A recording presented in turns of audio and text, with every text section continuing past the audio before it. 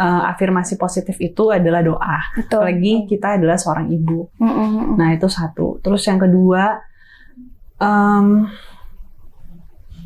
saya itu menyadari bahwa mencintai diri sendiri itu sangat penting gitu. Jadi kadang orang itu lupa bahwa kita tuh ninggalin diri kita loh. Kadang-kadang alasannya kita terlalu sibuk sama keluarga. Coba lihat deh, di dalam penyelamatan manapun, di dalam rescue manapun, kamu harus nyelamatin diri kamu dulu, baru kamu bisa nyelamatin orang lain gitu loh.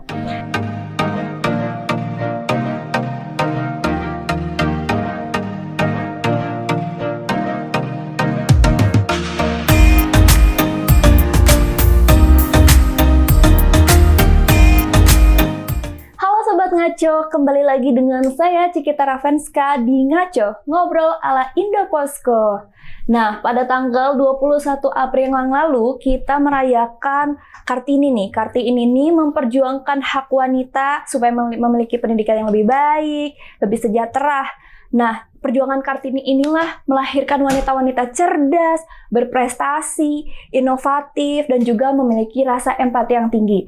Maka dari itu, Ngaco Indoposko mendatangkan bintang tamu yang cantik, berprestasi, inovatif, dan juga memiliki rasa empati yang tinggi. Kita sambut Kak Kori Sandioriva. Halo Kak. Hai. Bisa say hi dulu buat teman-teman Ngaco. Halo.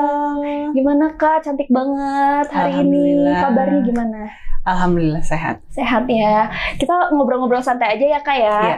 Nah, aku mau nanya nih Kak. Kakak ini tuh didomatkan sebagai Putri Indonesia pada tahun 2009 termuda sepanjang sejarah. Bisa diceritakan Kak pengalaman Kakak waktu jadi Putri Indonesia di tahun 2009? Waktu itu memang saya menang mewakili Aceh.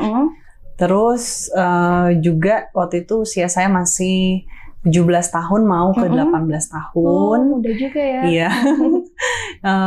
Terus kaget juga di crowning mendapatkan juara 1. Wah. Jadilah Putri Indonesia 2009 dan diberangkatkan ke Miss Universe tahun 2010 di usia 19 tahun. Wah, hebat banget, termuda. Maaf ya Kak, aku memang jarang nonton TV, jadi nggak terlalu tahu. Terus juga pasti selama menjadi Putri Indonesia ini ada pasang surut ya Kak, ada yang baik atau buruk, bahkan juga mungkin ada kontroversi. Nah, sempat aku baca nih Kakak pernah ada berita kontroversialnya nih, bisa diceritakan sedikit? Kontroversialnya waktu itu karena saya Putri Indonesia mewakili Aceh yang tidak menggunakan hijab. Oh, baik. Gitu.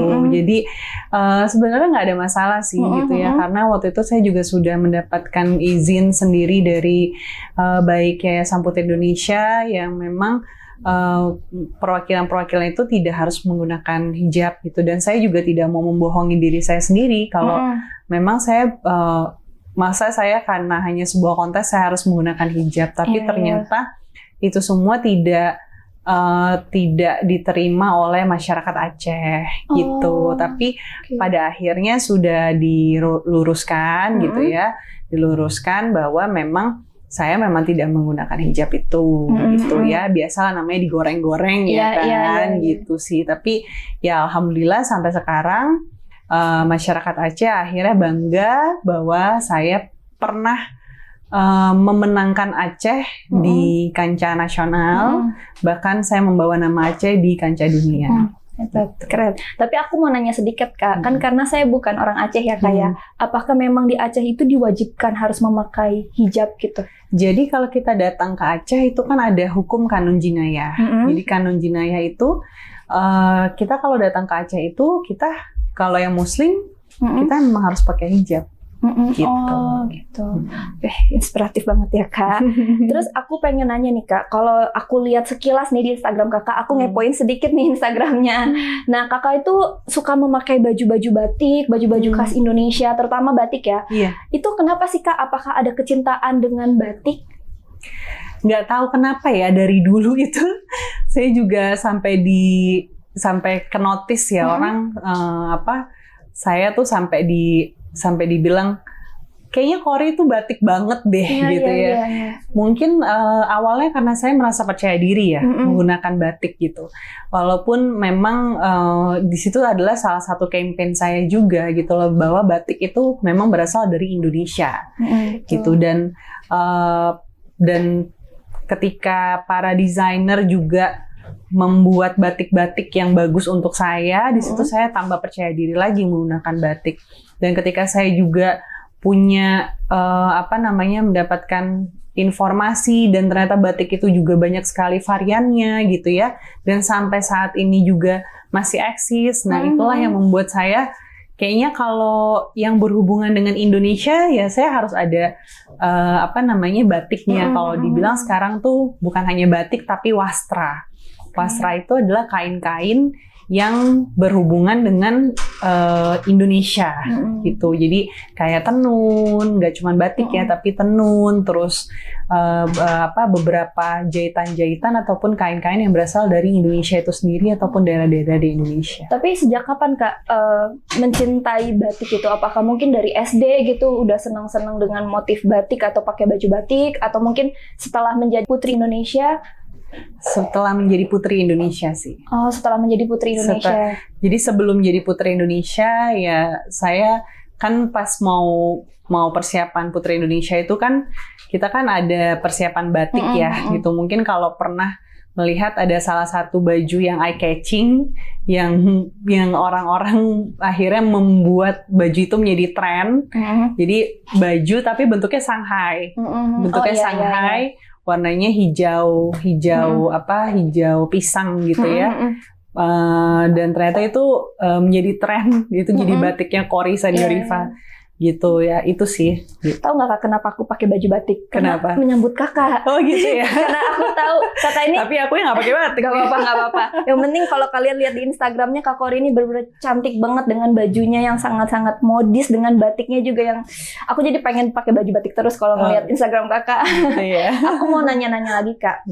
Mbak Kori ini bukan hanya berprestasi di bidang kontes kecantikan, namun juga menjadi wanita inspiratif dan memiliki tingkat kepedulian yang sangat tinggi. Karena telah dipercaya menjadi duta autoimun, betul Kak? Duta Harimau dan Duta Satwa Indonesia. Nah, kita bahas satu-satu ya Kak ya. Nah, Kak Kori sendiri memiliki riwayat penyakit autoimun dan menjadi survivor autoimun dengan 3 jenis autoimun hingga merusak 13 organ. Apa itu benar Kak? Iya, betul. Oh, organ apa aja Kak kalau aku boleh tahu? 13 organ itu salah satunya ada jantung, ginjal, paru-paru, terus pencernaan, Allah. terus mata, saraf, gitu, rahim. Bahkan gitu. Sampai ibu kandung dan kakak juga kena juga kan, kena autoimun juga. Ibu kan? kandung saya juga kena autoimun, jenisnya vaskulitis. Vaskulitis itu yang menyerang pembuluh darah dan meninggal, pecah pembuluh darah di bagian ginjal. Ya Allah. Gitu. Kalau aku boleh tahu Kak, sejak kapan Kakak tahu jika Kakak tuh mengidap penyakit autoimun? Di usia berapa? Kalau taunya itu pas usia 17 tahun. Tapi kalau terjangkitnya di awalnya itu di usia 16 tahun. Jadi kalau menarik kesimpulan berarti saya memang kena autoimun itu usia 16 tahun.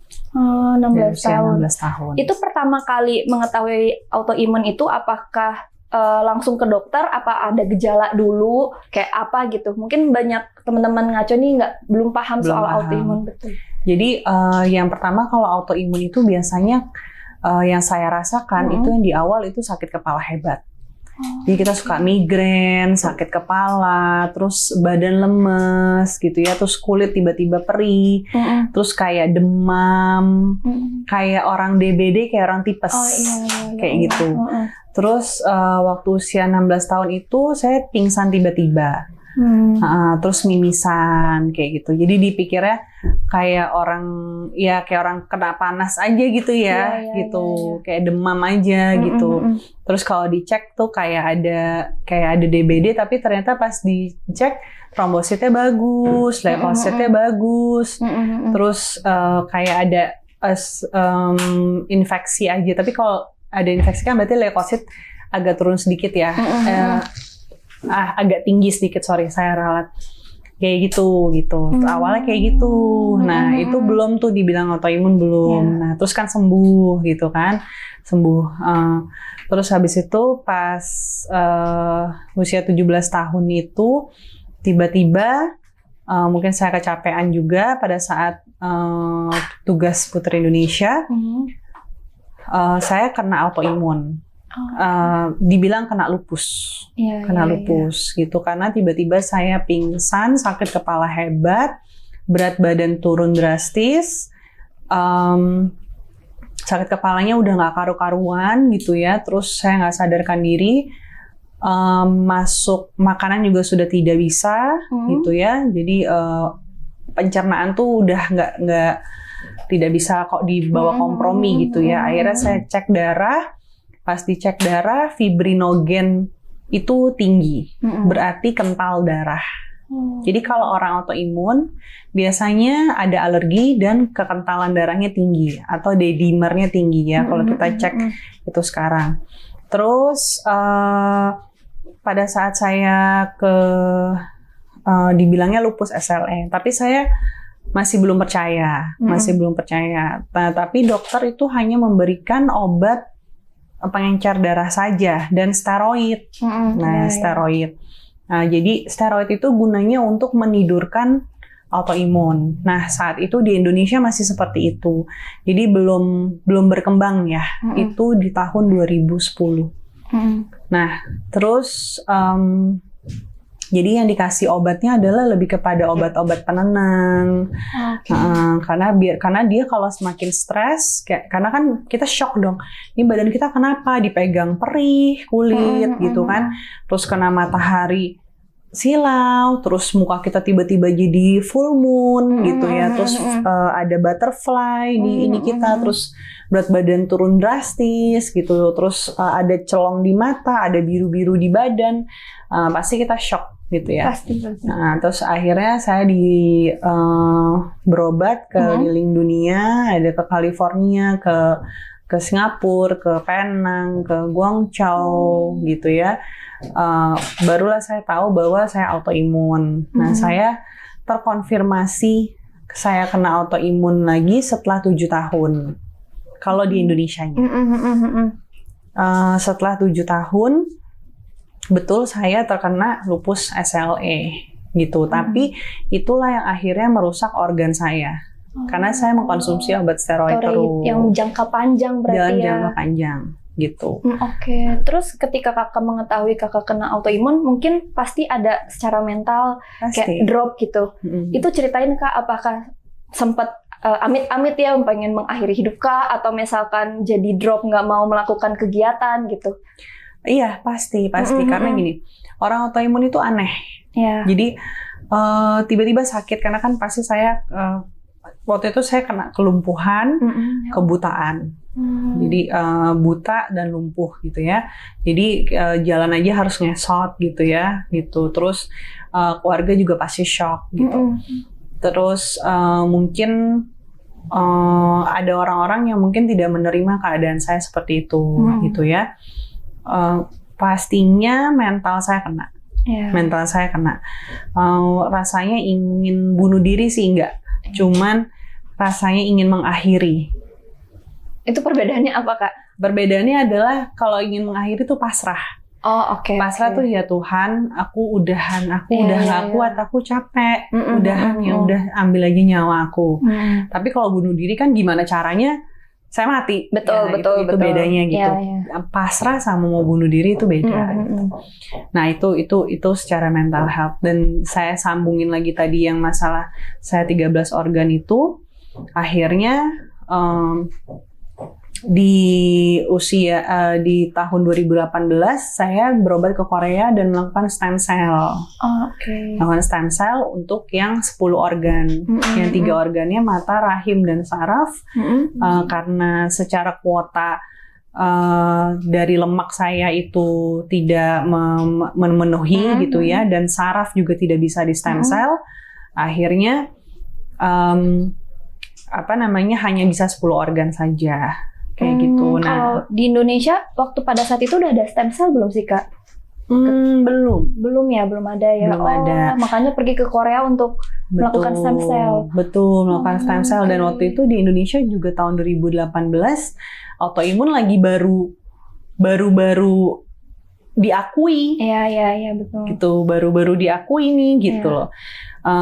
Dan ada salah satu perjuangan dari salah satu dokter juga yang akhirnya beberapa dokter akhirnya mempelajari mengenai autoimun gitu. Nah, tapi sekarang nggak perlu khawatir karena tim medis di Indonesia sudah pro autoimun. Artinya mereka sangat pro autoimun dan juga pro remisi. Jadi obat itu sudah tidak diminum seumur hidup lagi, gitu. Jadi obat itu diminumnya kalau dilihat dari kita ngelihatnya pola hidup kita udah sehat, terus udah gitu kondisi kita sudah mulai membaik, itu obat dikurangin sampai obat itu tidak diminum lagi oleh kita. Nah, tapi kalau kondisi saya berbeda, posisi saya sekarang sudah tidak minum obat steroid lagi. Saya lebih kepada memperbaiki organ yang 3 tadi, gitu. Dan itu harus sabar, harus satu persatu kayak gitu. Tapi kalau kondisi kakak sekarang bagaimana?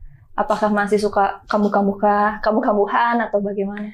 Kalau kambuh iya, tapi saya tidak minum steroid. Jadi kambuh itu karena organnya yang lagi kan rusak organnya, gitu. Jadi kayak misalnya saraf saya suka kejang, otomatis saya harus minum obat kejang secara rutin kayak gitu. Terus jangan putus dulu karena tapi kan nanti kan dokter akan remisi. Jadi dilihat nih kalau misalnya udah sembuh, terus saya juga seperti contoh misalnya saya harus menurunkan berat badan, otomatis tulang belakang saya yang tadinya harus disuntik, kalau turun berat badannya udah bagus, sirkulasi darah saya sudah bagus, kan nggak perlu minum obat lagi, nggak perlu suntik lagi, betul. Kayak gitu. Terus yang membuat kakak bisa melewati ini semua, yang membuat kakak bisa jadi semangat, ada harapan untuk bisa bangkit lagi tuh apa sih kak? Satu, ada beberapa hal. Yang pertama itu anak saya, karena saya sekarang kan single parent. Saya single parent. Saya merasa bersalah ketika saya kan 7 kali hamil. 7 kali hamil, yang berhasilnya cuma 1 bisa melahirkan. Nah, yang berhasilnya cuma 1 bisa melahirkan. Jadi saya berjanji untuk membesarkan dia. Artinya ada amanah dari Tuhan. Walaupun saya juga sudah pasrah, kalau saya tidak ada, saya minta sama Tuhan untuk menjaga dia dan memberikan masa depan dia yang sangat indah dan baik. Gitu. Kenapa saya bilang begitu? Afirmasi positif itu adalah doa. Apalagi kita adalah seorang ibu. Nah, itu satu. Terus yang kedua, saya itu menyadari bahwa mencintai diri sendiri itu sangat penting, gitu. Jadi kadang orang itu lupa bahwa kita tuh ninggalin diri kita loh. Kadang-kadang alasannya kita terlalu sibuk sama keluarga. Coba lihat deh, di dalam penyelamatan manapun, di dalam rescue manapun, kamu harus nyelamatin diri kamu dulu, baru kamu bisa nyelamatin orang lain, gitu loh. Terus masalah imun ini, saya mencoba berkomunikasi dengan imun saya. Imun saya tuh ternyata rindu loh sama saya, kangen loh sama saya. Dia tuh rindu untuk menjadi cerdas. Coba bayangkan ketika orang rindu ingin sekolah, rindu haus akan ilmu, haus akan sesuatu hal, pertanyaan kebenaran. Bayangkan kalau itu adalah diri kita gitu. Nah, imun tuh seperti itu. Jadi imun itu harus dicerdaskan, bukan ditidurkan. Makanya saya dulu tidak pernah pro dengan steroid. Karena steroid itu ditidurkan. Sedangkan saya pada saat saya di Korea 3 bulan, itu operasi selama 1 bulan, lalu saya ganti darah di sana, terus udah gitu saya penanganan di sana pun juga personal trainernya aja ada 6 gitu ya, terus udah gitu kayak contoh nih misalnya autoimun itu dari postur tubuh aja, kita nih postur tubuh kita aja tuh harus diperbaikin. Karena ketika bayangin, dia yang sel sehat aja diserang, apalagi yang nggak sehat. Iya, betul. Gitu. Jadi postur tubuh kita nggak bagus aja, dia akan nyerang, akan sakit badan kita. Logikanya aja kayak gitu. Jadi kalau misalnya logikanya postur tubuh nggak bagus kan, kita sakit apa ya, duduk aja nggak enak kan. Nah terus ditambah lagi sama imun kita yang nyerang itu kan tambah ngilu gitu. Itu logikanya seperti itu. Jadi postur tubuh diperbaikin, mindset kita diperbaikin, pencernaan kita diperbaikin, gitu ya. Cara berpikir kita diperbaikin tadi, pola tidur kita diperbaikin, terus cara makan kita diperbaikin, termasuk cara ngunyah. Oh itu juga mempengaruhi ya Kak? Berpengaruh karena kan masuk ke. Oh iya betul ke dalam pencernaan ya. Sekarang logika aja deh, kita kadang suka makan cepet. Betul, saya juga begitu.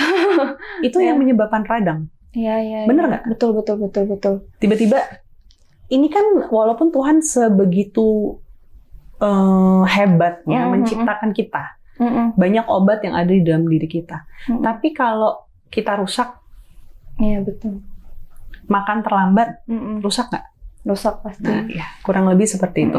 Jadi imun itu juga dia juga rindu sama kita, gitu. Dia juga sama seperti diri kita. Jadi kita ini tuh seperti kayak punya bukan dua kepribadian ya, tapi punya dua diri. Yeah. Nah, itu kenapa saya mendapatkan itu waktu itu saya di meditasi. Jadi salah satu cara penyembuhan saya adalah selain medis, selain obat, itu adalah meditasi. Meditasinya adalah meditasi ketenangan dan meditasi kesehatan cinta kasih. Jadi kita memberikan cinta kasih kepada diri kita sendiri.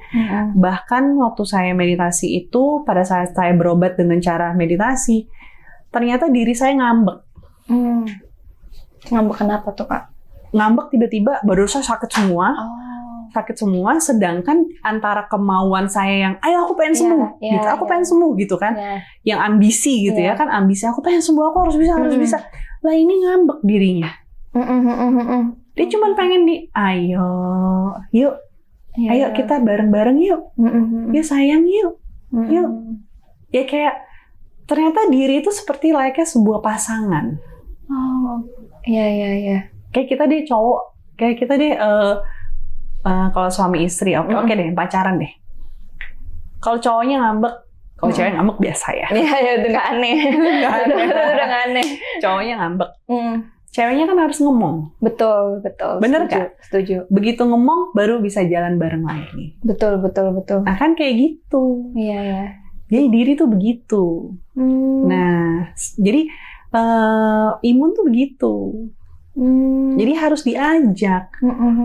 Ayo bisa yuk. Ayo yuk bisa yuk, kita ajak sembuh yuk. Nah begitupun juga seperti support system. Support system kita tuh nggak boleh kita sakit. Kita ngejudge diri kita sakit. Terus kita nyalahin orang yang ngejagain kita. Jangan salah, orang yang ngejagain kita itu lebih sakit daripada kita. Itu jangan salah loh. Banyak loh orang yang kamu nggak ngerti sih, aku tuh sakitnya kayak gini, aku tuh begini. Kata kamu. Kamu juga nggak ngerti loh. Wahai orang yang sakit, kamu juga nggak ngerti. Ngejagain kamu tuh susah. Butuh effort yang besar. Effort yang besar. Contoh, ngejagain di rumah sakit. Kamu tiduran. Kamu dikasih obat biar kamu nyaman. Betul. Orang yang duduk, orang yang tidurannya nggak nyaman, belum lagi harus cari uang untuk bayarin rumah sakit kamu, belum lagi dia juga harus cari makan sendiri, belum lagi pikirannya dia khawatir kamu kenapa-napa dan lain sebagainya. Kamu mikirin nggak? Iya sih, benar juga sih Kak. Baru terbuka, benar sih. Maksudnya, jangan kamu tuh menjadi korban. Jangan. Betul, kamu harus kasih support sama si orang ini. Kalau kamu mau sembuh. Itu juga yang menjadi alasan saya kenapa saya jadi duta autoimun. Itu juga yang menjadi alasan saya kenapa saya mau menggaungkan pertanyaan Kori kamu sebagai putri Indonesia, hal fokus apa lagi yang ingin kamu capai? Yaitu ya udah saya mau mencapai komunikasi mengenai autoimun. Sangat inspiratif banget, Kak. Tapi kalau misalkan setahu saya ya di Indonesia ini juga kan banyak ya Kak yang mengidap penyakit autoimun. Nah, banyak orang yang takut bahkan mungkin secara mental drop gitu. Ada pesan-pesan nggak Kak buat teman-teman mungkin yang sedang terjangkit autoimun supaya bisa bangkit lagi, semangat lagi gitu? Yang tadi saya bilang, kayak yang pertama rubah mindset-nya. Karena bahagia itu datangnya dari diri sendiri, bukan orang yang bahagiain kamu. Berpasrah itu yang tidak pernah bisa mengecewakan kamu itu adalah cuman Tuhan. Karena manusia pasti mengecewakan kamu. Terus kalaupun support system kamu itu adalah manusia, percayalah sama mereka. Dokter, percayalah sama dokter itu. Jangan kamu ngerasa lebih pintar dari dokter.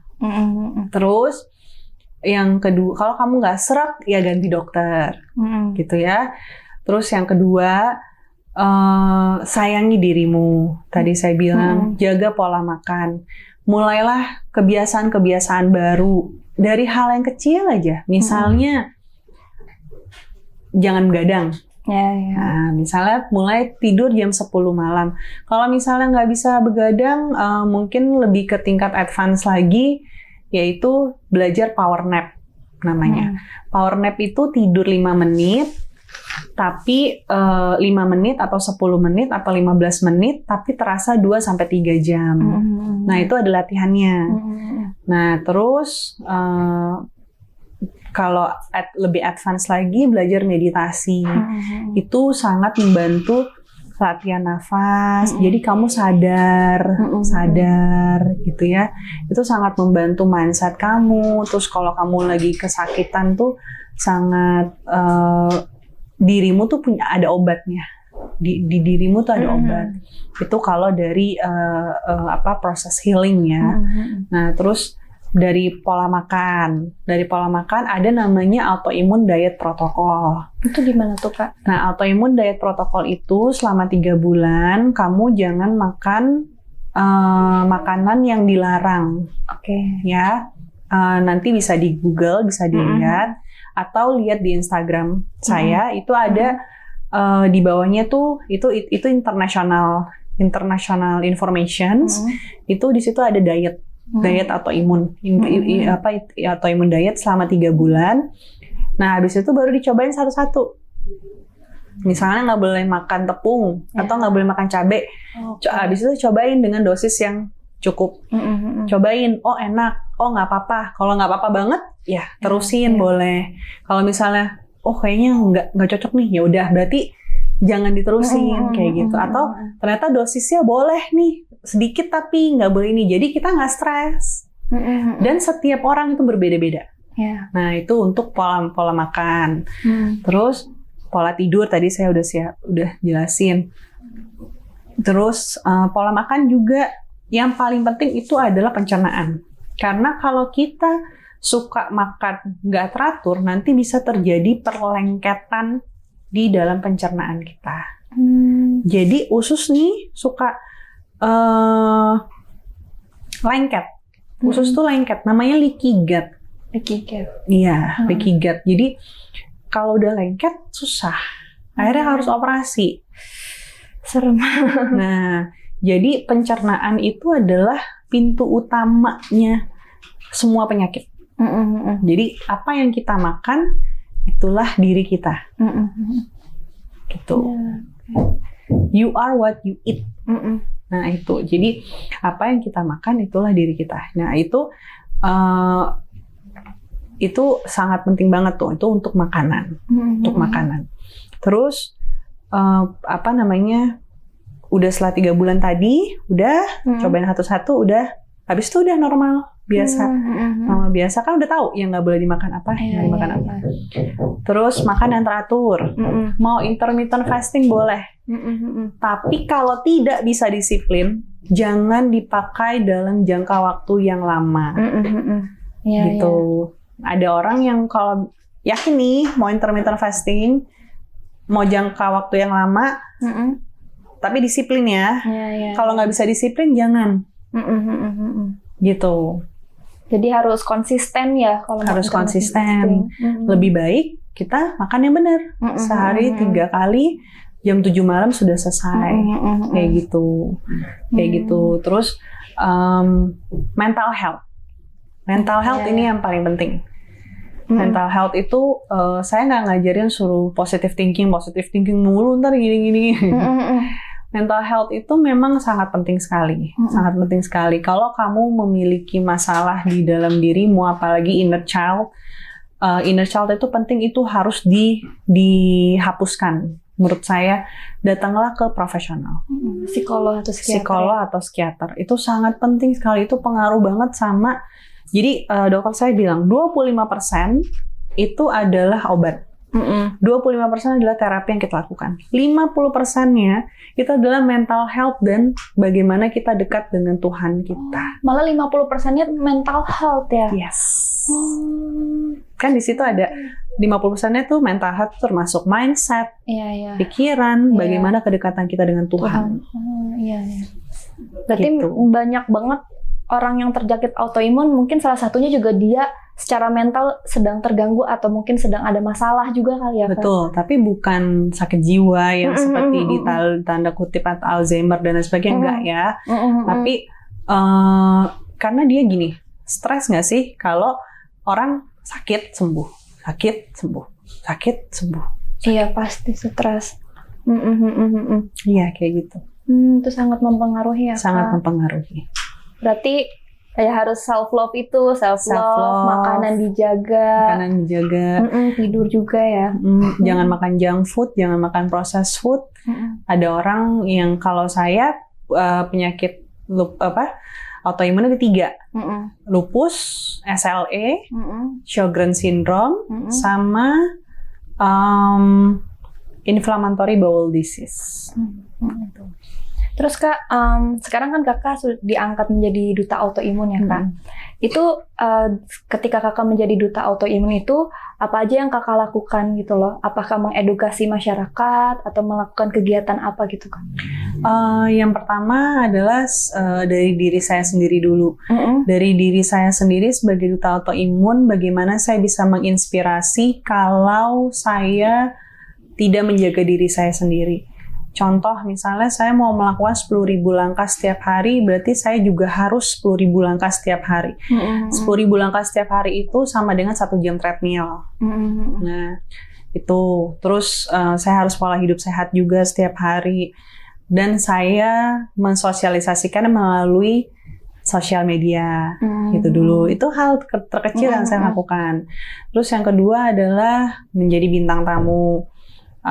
Berusahalah untuk apapun yang saya lakukan, saya kayak begini, pokoknya apapun itu sebulan sekali kah, atau sebulan mau berapa kali aja, saya pasti datang kalau itu mengenai autoimun, gitu. Terus udah gitu saya membuat komunitas, yang dimana untuk orang-orang autoimun, mereka ingin mendapatkan informasi lebih, saya balas sendiri. Saya balas sendiri, gitu. Jadi langsung kepada saya, gitu. Namanya Berani Bebas Autoimun. Berani Bebas Autoimun. Berani Bebas Autoimun. Nah itu mungkin nanti saya lagi rapihin dulu komunitas ini, gitu ya, agar bisa lebih aktif lagi. Jadi nggak cuma saya sendiri aja, karena kan kalau udah tambah banyak kan susah ya. Iya gitu. betul. Kayak gitu. Terus mungkin rencananya saya mau bikin entah podcast atau vlog atau apapun yang menceritakan tentang 183 jenis autoimun yang ada sekarang. Terus sekarang saya lagi sebenarnya pengen campaign mengenai pandemi autoimun di Indonesia. Karena kenapa di Inggris sendiri pandemi autoimun ini sudah cukup mengganggu 15% pekerja di Inggris, gitu. Jadi banyak orang yang bekerjanya terganggu sebanyak 15%, gitu. 15% tuh di Inggris tuh 15% orang terjangkit autoimun. Sudah banyak juga berarti ya. Sudah banyak juga gitu. Nah ini yang di Indonesia belum. Nah apa yang bisa saya lakukan untuk negara ini, mudah-mudahan bisa disupport oleh berbagai pihak. Amin. Semoga lancar terus Kak juga. Amin. Nah, Kakak ini tuh dutanya banyak. Pertama duta autoimun, terus juga duta satwa Indonesia ya Kak ya. Itu di tahun berapa Kak? Kalau awalnya duta harimau Indonesia. Oke. Duta harimau. Itu tahun 2010 pas Putri Indonesia. Terus lanjut. Tahun 2021 saya dapat duta hampir berdekatan dengan duta autoimun. Oh gitu. Terus apa yang membuat Kakak bisa terjun ke duta satwa Indonesia? Apakah mencintai hewan-hewan gitu? Iya. Oh senang banget Kakak sama. Aku dari kecil itu suka hewan, suka banget hewan, melihara hewan di rumah, hewan-hewan eksotis juga. Cuman semakin tahu rules-nya, jadi saya sekarang udah nggak banyak melihara hewan eksotis ya, yang apalagi yang dilindungi ya. Jadi paling di rumah tuh ada kura-kura, kucing, terus iguana yang masih boleh lah ya. Itu untuk mengedukasi anak saya juga. Gitu. Terus untuk duta satwa sendiri, kemarin itu karena kita pandemi, tentunya di kebun binatang juga kekurangan makanan untuk hewan-hewan tersebut. Jadi saya melakukan penggalangan dana untuk kebun binatang. Tuh.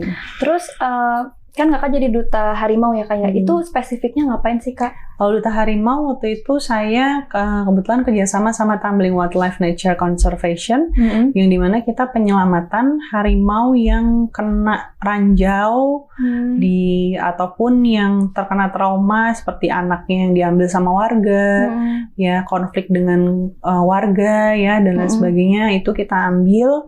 Lalu kita rescue, lalu kita treatment agar traumanya hilang, kita lepas ke konservasi baru. Gitu. Itu concernnya seperti itu, untuk harimau seperti itu. Jadi ya saya untuk observasi ya sebulan 2 bulan tinggal di hutan kayak gitu, terus ngobrol sama warga dan lain sebagainya gitu. Kalau duta satwa sendiri kemarin memang lebih concern ke kebun binatang ya. Nah kalau sekarang kayaknya untuk program selanjutnya selain ke kebun binatang, apalagi yang dibutuhkan oleh komunitas-komunitas satwa ya, harimau memang salah satu yang memang lagi jadi concern kita juga, dan orang hutan. Orang hutan, tapi nggak jadi duta orang hutan ya Kak ya? Enggak, jadi kan kalau duta satwa udah semuanya. Iya udah include semua lah ya. Semuanya. Tinggal satu yang belum Kak, apa? Duta Ceylon Seven. Gue bercanda ya Kak. Gue bercanda. Nggak apa-apa. Terus juga pakai kamu. Oh iya. Itu masa lalu Kak. Nah, Kakak ini sangat inspiratif ya. Udah bisa jadi duta hewan, duta satwa, duta satwa. Kontradiktif ya antara autoimun sama satwa. Iya, dan ini juga jadi Putri Indonesia. Nah, aku juga mau nanya Kak, katanya tahun ini kan ada Putri Indonesia lagi pemilihan ya, dan katanya Kakak juga ikut serta mementorkan atau apakah itu? Oh iya, jadi tahun ini sebenarnya adalah tahun pertamaku untuk comeback ke dunia entertainment dan Putri Indonesia. Jadi sebenarnya tidak sengaja gitu ya. Awalnya sih buka puasa bersama dengan Putri-Putri Indonesia Aceh gitu, yang dimana saya memang awalnya dari Aceh juga. Dan ternyata adik-adik ini butuh support gitu. Ya udah menjadi concern saya, dan saya berpikir ya udah kapan lagi saya bisa mensupport full adik-adik ini gitu. Dan kebetulan ya mentor lah ya jatuhnya, mentor. Dan saya juga mengucapkan terima kasih kepada seluruh yang sudah mendukung, yang memberikan sumbangsihnya kepada Mutiara Hasanah yang sekarang sedang karantina dan berlomba di pemilihan Putri Indonesia 2025. Gitu. Semoga sukses ya beliau. Mudah-mudahan bisa 5 besar. Amin ya Allah. Amin. Terus juga Kak, ini sebenarnya pertanyaan pribadi aku Kak. Kan Kakak dari Aceh ya, tinggal di sana juga Kak? Enggak. Oh enggak ya. Jadi kalau syarat Putri Indonesia itu boleh tinggal, boleh orang tuanya, ibunya atau bapaknya. Oh. Kalau saya ibu saya. Oh, Ibu tapi saya nggak orang tinggal Gayo. di Acehnya. Enggak. Soalnya aku mau nanya kan di tahun 2004 kalau nggak salah ada kejadian tsunami di Aceh ya, Kak. Iya, betul. Nah, aku tuh pengen tanya apakah Kakak salah satu korban atau pernah mengalami gitu. Tapi keluargaku banyak yang ini. Jadi ibu bapakku, kakekku, ibuku dulu tinggalnya di Aceh. Oh, oke. Cuman saya lahir udah di Jakarta, besar di Jakarta, gitu. Jadi banyak keluarga yang hilang di Aceh, yang tinggal di Banda Aceh. Tapi yang di Gayo, selamat semua kan di gunung ya. Gitu. Lebih tinggi ya, Kak. Nah, semoga keluarga Kakak yang ditinggalkan bisa diterima di sisi Amin. Tuhan. Terima kasih. Tuh, Kak, terima kasih banyak Kak Kori sudah datang ke podcast Ngaco. Yes. Sebelum ini terakhir, bisa kasih pesan-pesannya buat teman-teman Ngaco dari semua percakapan kita tadi gitu, Kak. Pesan-pesannya apa ya? Untuk siapa nih? Untuk penonton Ngaco nih ya. Oke. Tadi Ngaco, singkatannya apa? Ngobrol ala Indoposko. Oke. Semangat terus. Apapun yang bisa kalian lakukan, selagi punya waktu, selagi punya tenaga, walaupun memiliki kekurangan, jadikan kekurangan itu adalah kelebihanmu. Terus jadikanlah yang tidak punya kesempatan, jadikanlah ketidakkesempatan itu menjadi kesempatanmu. Ini yang positif ya, bukan untuk yang negatif ya, gitu. Terus yakinlah bahwa segala sesuatu hal yang kamu jalani sekarang terasa sulit, itu banyak hal miracle yang akan kamu dapatkan ke depannya, yang tidak akan pernah kamu bayangkan bahwa kamu bisa berada di titik sekarang ini.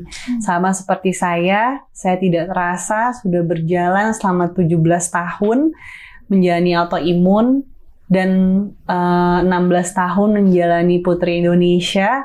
Saya berada di titik sekarang ini tanpa saya sadari, ternyata saya bisa dan saya bisa menjadi kuat sampai hari ini. Ya, semangat. Catat ya teman-teman ya, sebentar lagi ini bakalan viral di TikTok kata-kata Kakak Kori ini.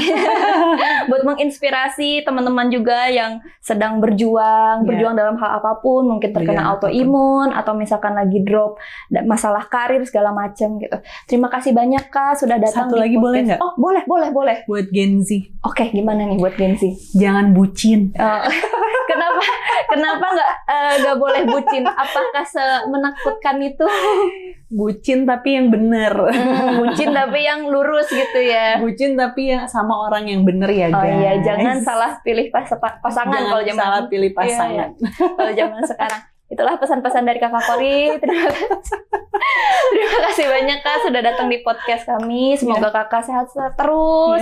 Keluarga, anak juga, karirnya juga semakin cemerlang. Apa yang ingin Kakak lakukan ke depannya menjadi hal yang positif. Amin. Pokoknya segala-galanya yang terbaik buat Kakak Kori. Terima kasih. Terima Selamat. kasih. Dadah.